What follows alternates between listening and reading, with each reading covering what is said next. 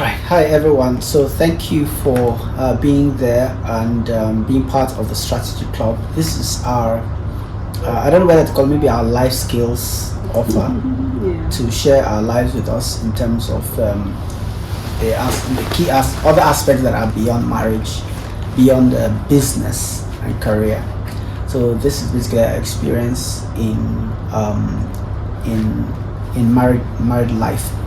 We're going to break it down into 5 parts where we'll talk about 5 interesting words which we feel are related to the concept of a union.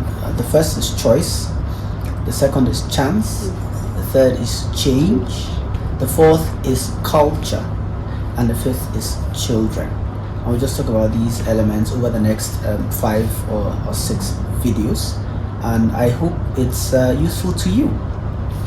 All right. So let's start with choice. I'll start with a little story, then I'll let my wife, Joycelyn, if I had not mentioned it already, my name is Kenneth, and my wife is Joycelyn, and she'll be sharing this slots with me. Before I got married, I belonged to a certain group called Marital Bliss, and we used to have conversations around the future and our unions and what we are planning in terms of marriage. One of the ladies that was in the group, we once had a chat, and I gave her a list of things I wanted in a woman: the height, complexion, mannerism, etc. And she said that she was going to report me to our leader because I was looking for an angel.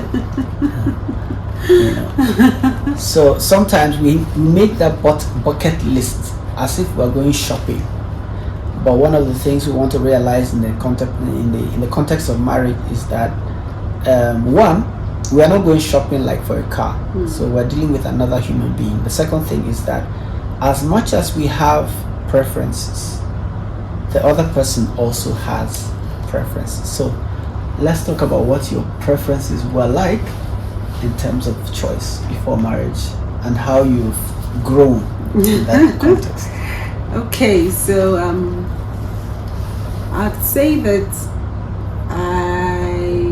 I didn't have a list, to start with, but of course I had an idea of what I was looking for, and coming from a Christian background and seeing my parents' marriage, seeing other marriages, I wanted marriage. Back in the days, like, some of the examples were not so good. So either you resign to not wanting to get married or actually getting married. I wanted to be married, to get married and to settle.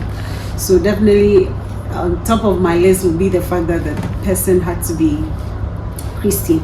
Not just Christian with a mouth, but actually walk the talk of what to be a true Christian is like. So that would be my topmost. Definitely, I wasn't. I am Ghanaian, by the way. My husband is Nigerian, as you know. So, of course, I was hoping to marry a Ghanaian man that has faith, and God will have it. I happened to meet Kenneth. So, if you go back to what I said about my topmost lookout, which is the fact that the person is godly and is a Christian, that checked out for me. So it didn't matter whether the person was Ghanaian or Nigerian.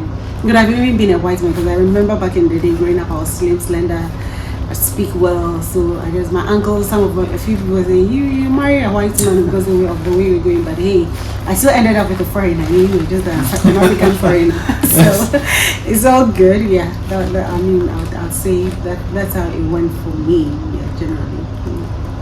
Okay, great. So and that will help us spill over into the concept of chance, which is opportunities, which is other circumstances which may not be under our control. But let's stay here a bit about the concept of choice. I think we get to live with our choices, right? Yeah. And we cannot, some people, when they go into marriage, they say that they are waiting for God to tell them who they should get married to. I believe that happens sometimes. Maybe your assignment on the earth is so vital that God has to handpick a spouse for you. But otherwise, I think for most people, you have to make a choice. You have to be deliberate about your choice.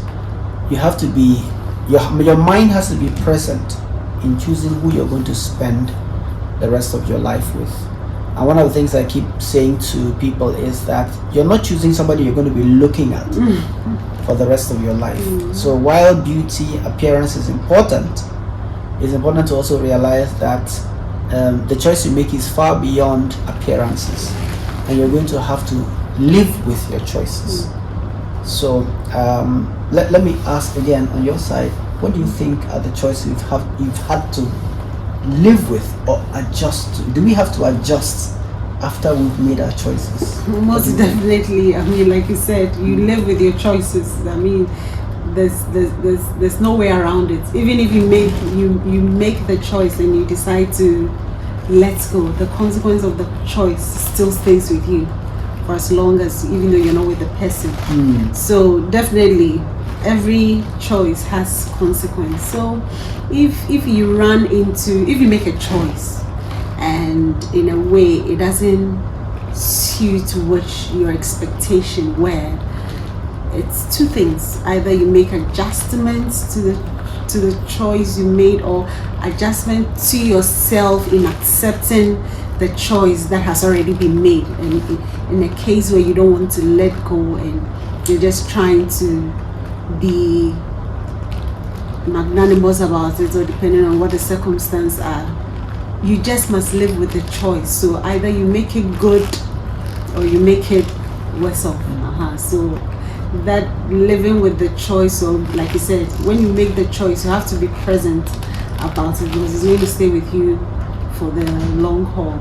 So I mean, for me, and I said earlier, we are international couples, so definitely there were a lot of adjustment that had to be made, or make room for certain things. But the choice had been made, or in making the choice, I was clear in my mind that I could do this, or I can accommodate this, or I have capacity to do this, and I can adjust. I'm a very adjustable individual, I would say. So however the change and the choices were going to come, I was going to be able to get through it.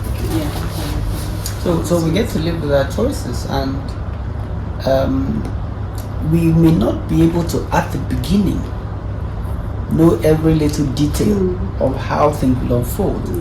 But I think we should realize what is priority to us. For example, the person of faith was priority to both of us, because that level sets a lot of things, right? It even gives you an umpire to go to when things go wrong. Definitely. Right? So you may not be able to nitpick every single element of the person you're choosing, because you're not like manufacturing someone.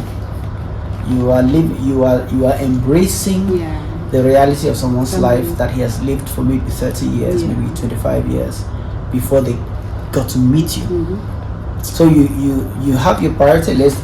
There are some things that are non-negotiables. There are some things we have to adjust.